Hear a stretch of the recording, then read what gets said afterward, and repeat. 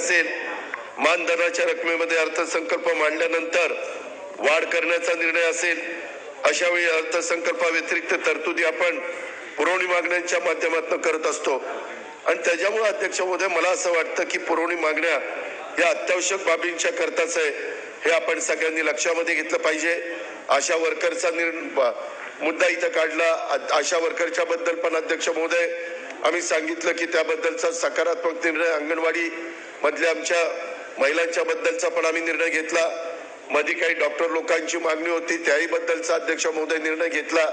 समाजातला जो घटक हा त्यांच्याकडे लक्ष दिलं पाहिजे, त्यांच्याकडं कुठला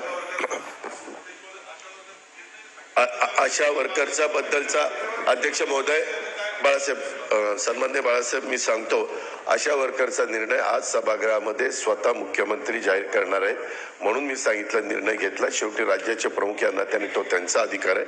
आणि एवढंच नाही, आता नानासाहेब पटोले नाही आहेत, आम्ही पेन्शनच्या बाबतीमध्ये देखील बाळासाहेब अतिशय महत्वाचा निर्णय घेतलेला आहे, जो 2005च्या नंतर आपण बंद केलेलं होतं. त्याबद्दल आम्ही सगळ्या कामगार नेत्यांना विश्वासात घेतलं, चर्चा केली, त्याच्याबद्दल सुबोध कुमारांची समिती केलेली होती, बाळासाहेब आपल्याला माहिती असेल, आणि त्या सगळ्यांनी अभ्यास करून त्याबद्दलची माहिती दिली.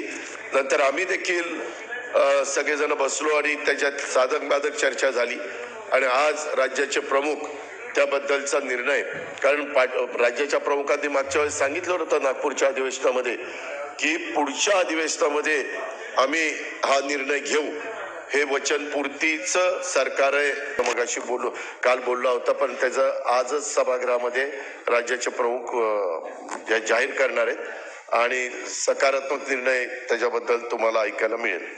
अध्यक्ष महोदय, निश्चितपणे वेगवेगळ्या सूचना दोन्ही बाजूच्या सन्मानित सदस्यांचा आलेल्या आहेत.